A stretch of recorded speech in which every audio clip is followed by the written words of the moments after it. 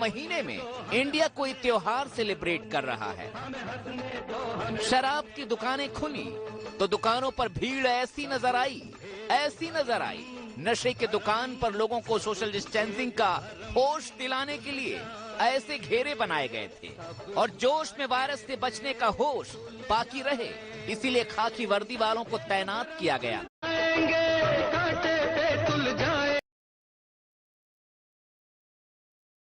हम बुरे सही पर अच्छे हैं, क्योंकि हम दिल के सच्चे हैं।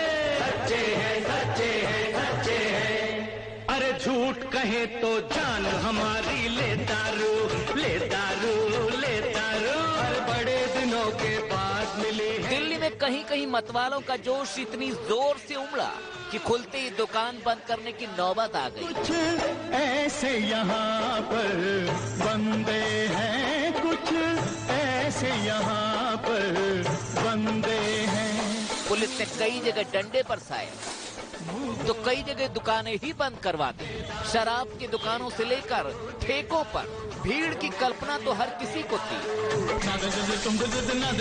लेकिन ये मौका कईयों के लिए उत्सव सरीखा हो जाएगा, इसका अंदाजा तो बिल्कुल भी नहीं था। कुछ ही देर में नशेड़ियों के जोश ने बता दिया कि जितना नशा उनकी बोतल में नहीं है, उससे कहीं ज्यादा रेवेन्यू सरकार की झोली में पहुंचने जा रहा है। पीने के बहाने दुनिया में ना जाने कितना काव्य रचा गया, शायरियों की आड़ में ना जाने कितनी महफिलें गुलजार हुई, लेकिन किसको पता था ये बोतल कोरोना की कैद में रहने वाली बेचैन आत्माओं के दिल को बहलाने का सबसे बड़ा बहाना बन जाएंगी और कुछ इस तरह से नजर आएंगी कि दुनिया कहेगी बहुत दिनों के बाद मिली है ये दारू।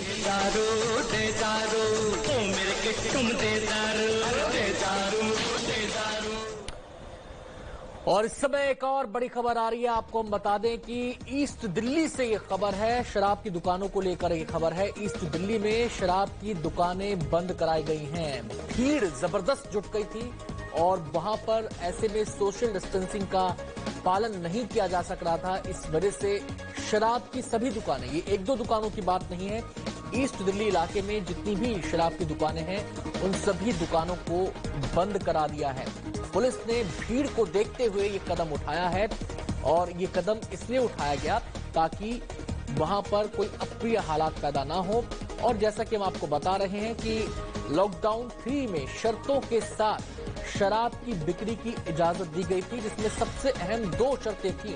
पहली शर्त कि आपको सोशल डिस्टेंसिंग का ध्यान रखना होगा, दूसरी शर्त कि 5 से ज्यादा ग्राहक एक दुकान में नहीं होंगे।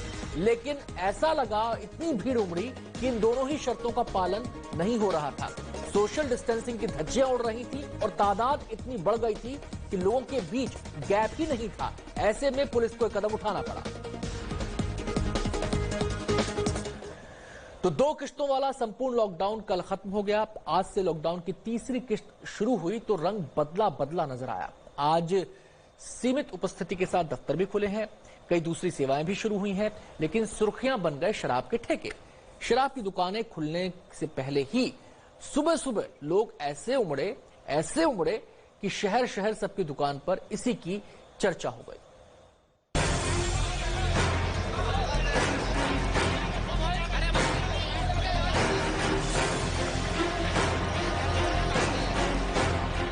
वाह, क्या नजारा है। सुबह सुबह शहर शहर शराब की दुकानों पर लंबी कतार, मानो लॉकडाउन में छूट से ज्यादा शराब की दुकानों के ही खुलने का इंतजार रहा हो। हर शहर में एक ही तस्वीर, शराब के लिए एक जैसी बेताबी।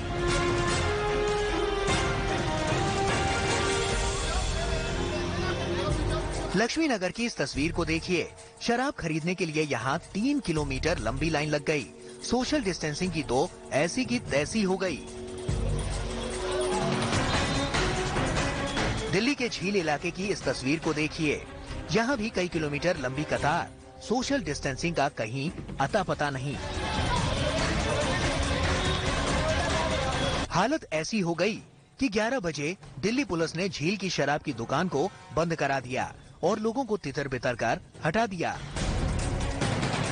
दिल्ली के शिवपुरी की इस तस्वीर को देखिए। यहाँ भी हजारों लोगों की मौजूदगी में सोशल डिस्टेंसिंग की लक्ष्मण रेखा पार हो गई। पुलिस को एक्शन में आना पड़ा। शराब की दुकान को बंद करा दिया गया। सचमुच ऐसा लग रहा था मानो दिल्ली के मदिरा प्रेमी 40 दिनों से प्यासे हों। दरियागंज की इस तस्वीर को देखिए। ये महाशय एक ही साथ कई दिनों का स्टॉक लेने पहुँचे हैं। इन्हें डर है कि कहीं फिर से शराब की दुकानें बंद न हो जाएं। मैंने 12 लेनी है। क्यों लेनी है? बेचने के लिए कि पीने के लिए? मैंने पीने के लिए लेनी है। अपने लिए कि पड़ोस के लिए? इसलिए लेनी है, दोबारा फिर बंद हो जाए ताकि दिक्कत तो नहीं आएगी ना। एक मिनट, क्या कह रहे हो? अगर दोबारा फिर बंद हो जाएगा, उसके अलावा मतलब जैसे सामान हमारे पास सामान होगा, दिक्कत तो नहीं आएगी ना बाद में। कहाँ से आए हो? हम गीता कॉलोनी से। गीता कॉलोनी से दरियागंज तक आए हो? हाँ जी। दारू लेने? क्यों वहाँ नहीं मिल रही? नहीं, वहाँ नहीं मिल रही। लक्ष्मी नगर? लक्ष्मी नगर बहुत लंबी लाइन लगी हुई है, 3 किलोमीटर लंबी।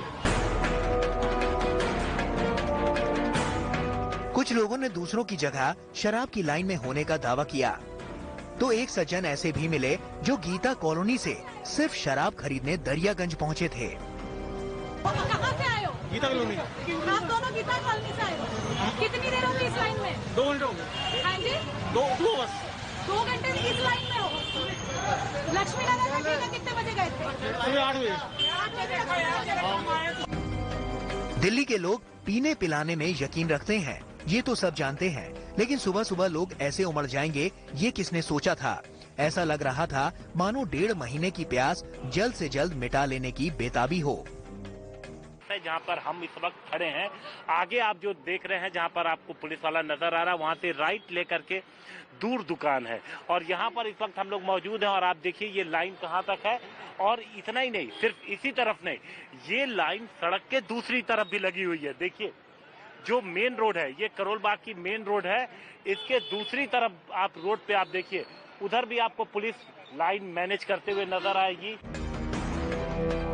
शराब की ज्यादातर दुकानों के बाहर गाइडलाइंस के मुताबिक सोशल डिस्टेंसिंग के लिए गोल घेरा बनाया गया था। कई जगहों पर बैरिकेडिंग भी की गई थी, लेकिन शराब की तलब में कई जगहों पर सामाजिक दूरी का नियम टूटता भी नजर आया। इन तस्वीरों से साफ है कि लॉकडाउन की परेशानी लोग भूल चुके हैं और कोरोना की मार का गम भुलाने को तैयार हैं।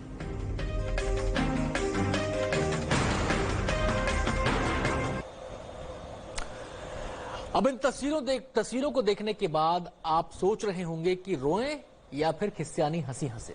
दरअसल बात ही कुछ ऐसी है। कोरोना काल में दूरी को ही सबसे बड़ी दवा माना जा रहा है, लेकिन यहाँ पर दूरी की धज्जियां उड़ा दी गई। ये केवल दिल्ली का नजारा आपने देखा है, और दिल्ली से पीछे मुंबई और बेंगलुरु वाले भी नहीं रहे। शराब की तलब हर शहर में एक जैसी दिखी।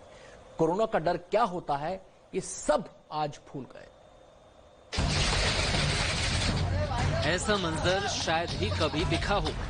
नोएडा में शराब की दुकान के शटर जैसे ही ऊपर उठे, लोगों ने तालियों की गड़गड़ाहट से स्वागत किया।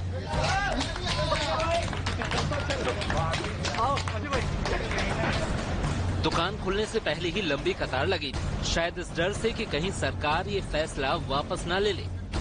भैया आपकी दुकान में कब तक रहेगी अल्कोहल? जी दुकान में अल्कोहल स्टॉक खत्म होने की चांसेस लगते हैं आपको? स्टॉक है, काफी है मैडम जी। कितने बजे से कितने बजे तक आप दुकान खोलेंगे?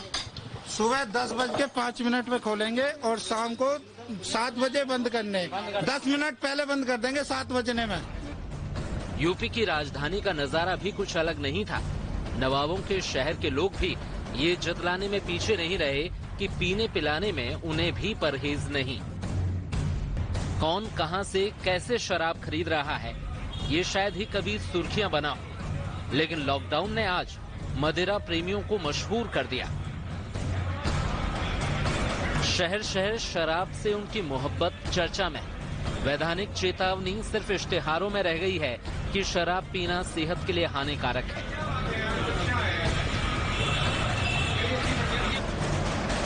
बेंगलुरु में शराब के लिए कतार तो लंबी लगी, लेकिन यहाँ अनुशासन भी नजर आया।